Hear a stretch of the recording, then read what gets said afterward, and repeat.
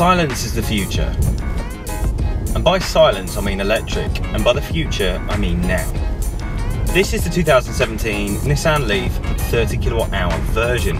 So a slightly bigger capacity battery and 80 kilowatts at the wheels. This doesn't hang around town, and that's really its exact use. The gear test is simply my test. How much equipment goes in the back, how much music equipment goes in the back, just how well does it take it. Unfortunately, there is some wheel ingress into the rear luggage compartment, so as a result my base won't fit in. If it wasn't for that, it would fit in. But does everything else go in with ease?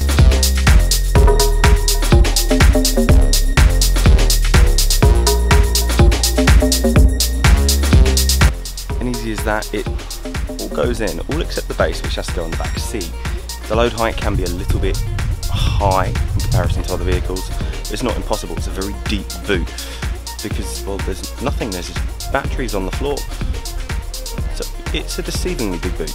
My initial thoughts when I got into the car was that I feel that the interior was slightly dated, in that the interior hasn't had an upgrade since really the first version of Leaf. But then you grow a bit more accustomed to it, you realise it's hard wearing, it's quiet, it's comfortable.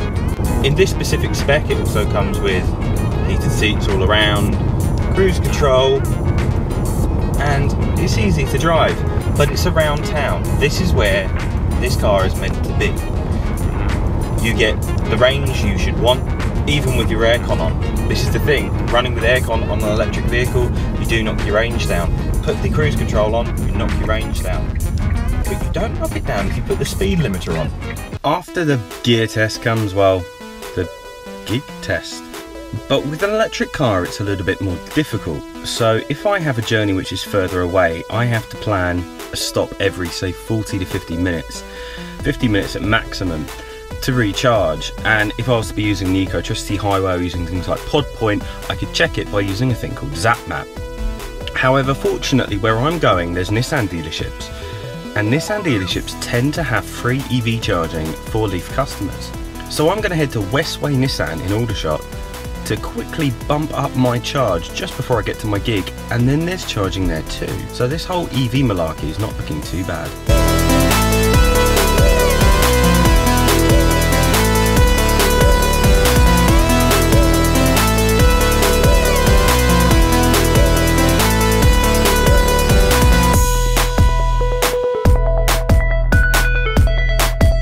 Easy as that, I've arrived, next charging point, and quick blip of the charge and we're all done, ready to go.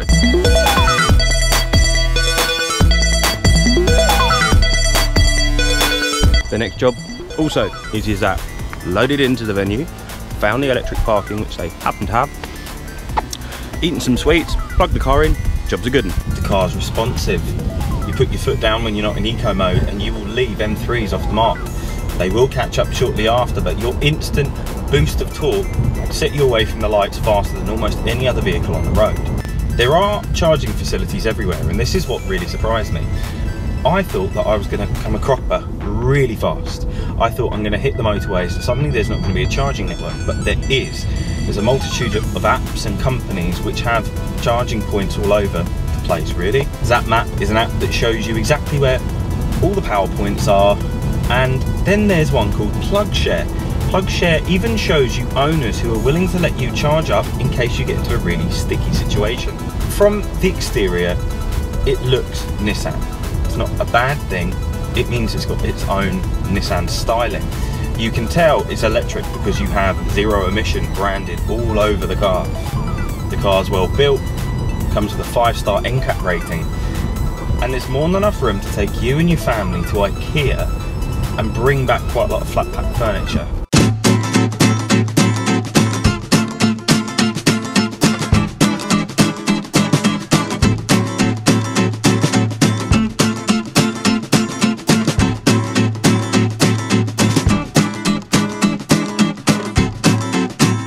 When you do end up doing long distances, you quickly realise that it is a great car up to about 55-60 miles an hour.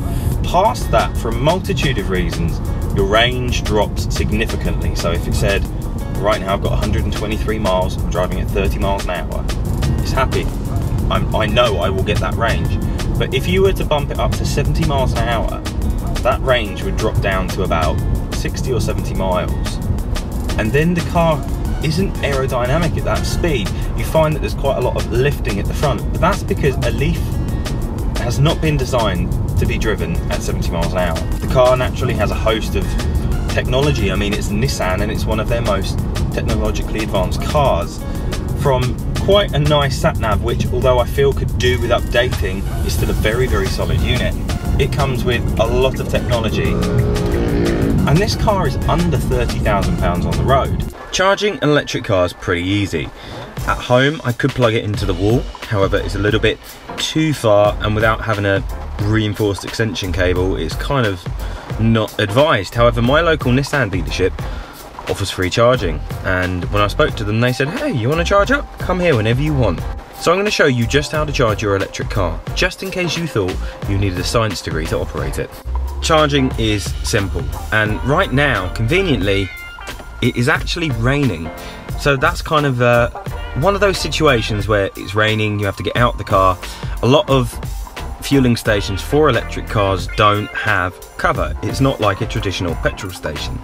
So I'm at Yeomans Nissan. They allow me to use their electric charging. I'm going to use their charger, and I'm going to show you just how easy it is to get this done. Now, prior to stepping out the car, you can release the hood latch to put the charger in, and because it's raining, well, that's what I'm going to do. Otherwise, there's a button on the key fob and it does it for you. So here we go.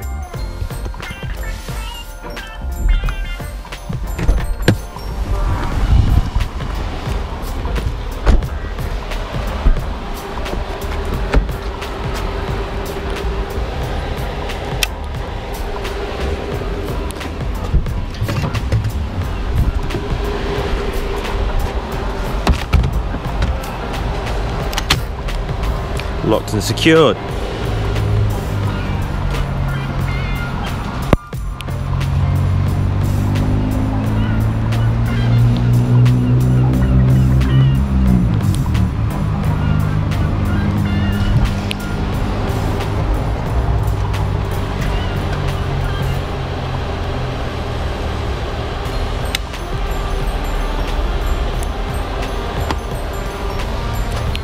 It's literally as easy as that. Now, come to think about it, I've spent more time trying to figure out how to take a fuel cap off a car before, or trying to find out where the switch is in the car to open the release for the fuel filler cap.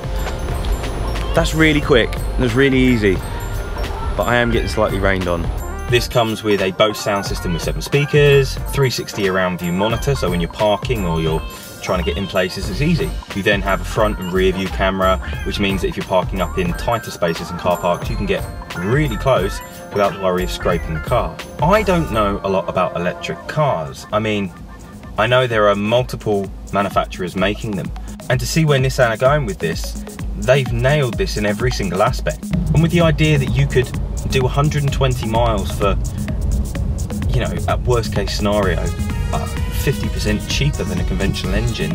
For people that don't do high miles, this is a great idea.